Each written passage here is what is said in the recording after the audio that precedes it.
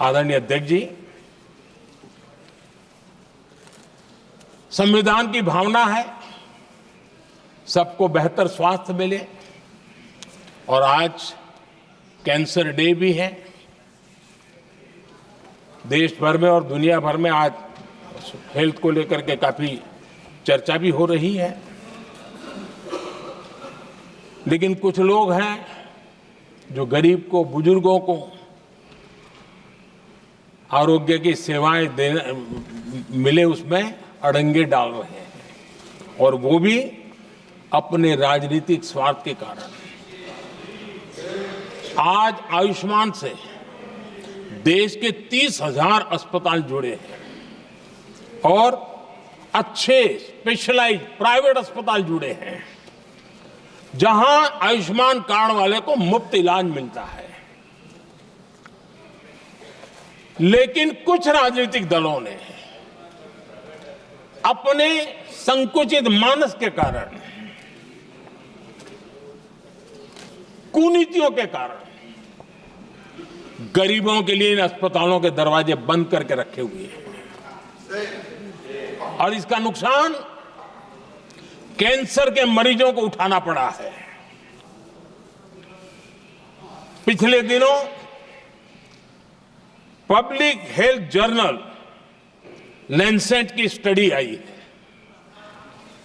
उसका कहना है कि आयुष्मान योजना से समय पर कैंसर का इलाज शुरू हो रहा है। सरकार कैंसर की जांच कराने के संबंध में बहुत ही गंभीर है, क्योंकि जितना जल्दी जांच हो, जितना जल्दी ट्रीटमेंट शुरू हो, हम कैंसर पेशेंट को बचा सकते हैं। और लैंसेट ने आयुष्मान योजना को क्रेडिट देते हुए कहा है कि भारत में इस दिशा में बहुत बड़ा काम हुआ है। आदरणीय अध्यक्ष जी, इस बजट में भी हमने कैंसर की दवाइयों को सस्ते करने की दिशा में बहुत बड़ा महत्वपूर्ण कदम उठाया। इतना ही नहीं, एक महत्वपूर्ण जो निर्णय लिया है वो आने वाले दिनों में, और जब आज कैंसर डे है तो मैं जरूर कहना चाहूंगा सभी माननीय सांसद इसका लाभ ले सकते हैं अपने इलाके के ऐसे मरीजों के लिए, और वो है मरीजों को, आप जानते हैं अस्पताल उतने नहीं होने के कारण भी काफी दिक्कत रहती है बाहर से आने वाले पेशेंट को। 200 डे केयर सेंटर बनाने का निर्णय इस बजट में किया गया। ये डे केयर सेंटर पेशेंट को भी, उसके परिवार को भी बहुत बड़ी राहत देने वाला काम करेगा। आदरणीय अध्यक्ष महोदय जी, राष्ट्रपति जी के भाषण की चर्चा के समय यहां विदेश नीति की भी चर्चा हुई, और कुछ लोगों को लगता है जब तक फॉरेन पॉलिसी नहीं बोलते तब तक वो मैच्योर नहीं लगते, इसलिए उनको लगता है फॉरेन पॉलिसी तो बोलना चाहिए फिर भले ही देश का नुकसान हो जाए। मैं ऐसे लोगों को जरा कहना चाहता हूं, अगर उन्हें सच में फॉरेन पॉलिसी सब्जेक्ट में रुचि है और फॉरेन पॉलिसी को समझना है और आगे जाकर के कुछ करना भी है, ये मैं शशि जी के लिए नहीं कह रहा हूं तो मैं ऐसे लोगों को कहूंगा एक किताब जरूर पढ़े। हो सकता है उनको बहुत फिर कहाँ क्या बोलना उतनी समझ हो जाएगी। वो किताब का नाम है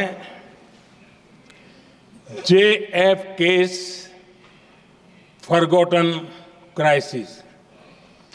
JF कैनेडी की बात है। JF केस फॉरगॉटन क्राइसिस नाम की किताब है। ये किताब एक प्रसिद्ध फॉरेन पॉलिसी स्कॉलर ने लिखी है, और इसमें महत्वपूर्ण घटनाओं का जिक्र है। इस किताब में भारत के पहले प्रधानमंत्री और वो विदेश नीति को भी नेतृत्व करते थे। इस किताब में पंडित नेहरू और अमेरिका के तब के राष्ट्रपति जॉन एफ कैनेडी के बीच हुई चर्चाओं और निर्णयों का भी विस्तार से वर्णन है। जब देश ढेर सारी चुनौतियों का सामना कर रहा था, तब विदेश नीति के नाम पर क्या खेल हो रहा था, उस किताब के माध्यम से सामने आ रहा है। और इसलिए मैं कहूंगा कि जरा ये किताब पढ़िए। आदरणीय अध्यक्ष जी,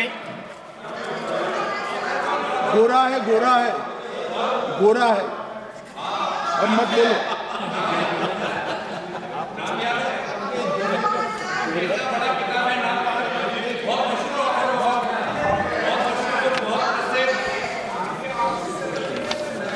आदरणीय अध्यक्ष जी,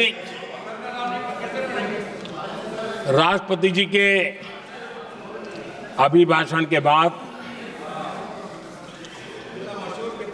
एक महिला राष्ट्रपति जी एक गरीब परिवार की बेटी, उनका सम्मान न कर सके, आपकी मर्जी, लेकिन क्या क्या कहकर उनको अपमानित किया जा रहा है।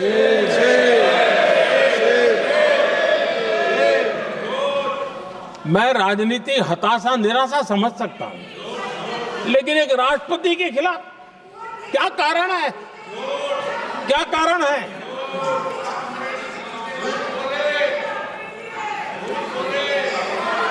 आदरणीय अध्यक्ष जी, आज भारत इस प्रकार की विकृत मानसिकता को छोड़ करके, उस सोच को छोड़ करके विमेन लेड डेवलपमेंट के मंत्र को लेकर के आगे बढ़ रहा है।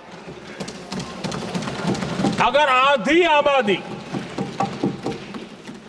उसको अगर पूरा अवसर मिले तो भारत 2 गुनी रफ्तार से आगे बढ़ सकता है, और ये मेरा विश्वास है। 25 साल से इस क्षेत्र में काम करने के बाद मेरा विश्वास और दृढ़ हुआ है। आदरणीय अध्यक्ष जी, पिछले 10 साल में सेल्फ हेल्प ग्रुप्स अब तक 10 करोड़ नई महिलाएं एसएचजी में जुड़ी है, और ये महिलाएं वंचित परिवारों से, ग्रामीण बैकग्राउंड से, समाज के अंतिम पायदान पर बैठी इन महिलाओं का सामर्थ्य बढ़ा, उनका सामाजिक स्तर भी ऊपर उठा, और सरकार ने इनकी मदद 20 लाख रुपए तक बढ़ा दी है, ताकि वो इस काम को आगे बढ़ा सके, उनकी कार्यक्षमता बढ़े, उसका स्केल बढ़े। उस दिशा में हम प्रयास कर रहे हैं, और उसका आज ग्रामीण अर्थव्यवस्था पर बहुत ही सकारात्मक प्रभाव हो रहा है। आदरणीय अध्यक्ष जी, राष्ट्रपति जी ने अपने अभिभाषण में लखपति दीदी अभियान की चर्चा की है। हमारी नई सरकार तीसरी बार बनने के बाद अब तक जो जानकारियां रजिस्टर हुई है, उस हिसाब से 50 लाख से ज्यादा लखपति दीदी की जानकारी हम तक पहुंची, और जब से मैंने इस योजना को आगे बढ़ाया है, अब तक करीब करीब 1.25 करोड़ महिलाएं लखपति दीदी बनी हैं, और हमारा लक्ष्य है कि हम 3 करोड़ महिलाओं को लखपति दीदी बनाएंगे, और इसके लिए आर्थिक कार्यक्रमों का बल दिया जाएगा। आदरणीय अध्यक्ष जी, आज देश के अनेक गांवों में ड्रोन दीदी की चर्चा हो रही है। एक मनोवैज्ञानिक परिवर्तन गांवों में आया है।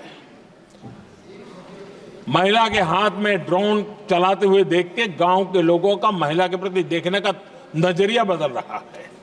और आज नमो ड्रोन दीदी खेतों में काम कर करके लाखों रुपया कमाने लगी हैं।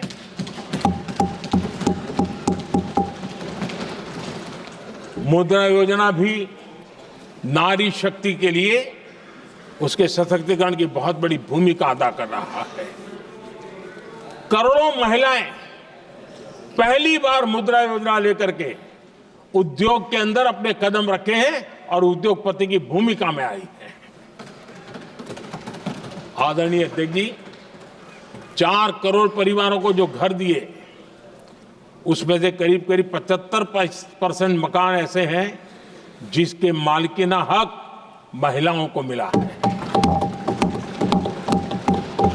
आदरणीय अध्यक्ष जी, ये बदलाव 21वीं सदी के सशक्त भारत की नींव रख रहा है। आदरणीय अध्यक्ष जी, विकसित भारत का लक्ष्य ग्रामीण अर्थव्यवस्था उसको सशक्त बिना किए बिना हम विकसित भारत का निर्माण नहीं कर सकते। और इसलिए रूरल इकोनॉमी के हर क्षेत्र को हमने स्पर्श करने का प्रयास किया है। और हम जानते हैं रूरल इकोनॉमी में खेती किसानी का बहुत महत्व रहता है। विकसित भारत के 4 स्तंभों में हमारा किसान एक मजबूत स्तंभ है। बीते दशक में खेती के बजट में 10 गुना वृद्धि की गई है, 10 टाइम। 2014 के बाद की बात मैं बताता हूं, और ये बहुत बड़ा जंप है। आदरणीय अध्यक्ष जी, आज जो लोग यहां किसान की बातें करते हैं, 2014 से पहले यूरिया मांगने पर लाठी पड़ती थी, रात रात कतारों में खड़ा रहना पड़ता था। और वो जमाना था जब खाद किसानों के नाम पर निकलती थी लेकिन खेत में नहीं पहुंचती थी, कहीं और ही काले बाजारी में, और 1 रुपया 15 पैसा वाला हाथ की सफाई का खेल चलता था। आज किसान को पर्याप्त खाद मिल रही है। कोविड का महासंकट आया, सारी सप्लाई चेन डिस्टर्ब हो गई, दुनिया में अनाप शनाप दाम बढ़ गए, और परिणाम ये हुआ कि क्योंकि हम यूरिया पर डिपेंडेंट, हमें बाहर से लाना पड़ता है। आज भारत सरकार को जो बोरा यूरिया का 3000 रुपए में पड़ता है, सरकार ने वो झेला और किसान को 300 से भी कम कीमत पर दिया है, 300 रुपए से कम। किसान को ज्यादा से ज्यादा फायदा हो, इसके लिए लगातार हम काम कर रहे हैं।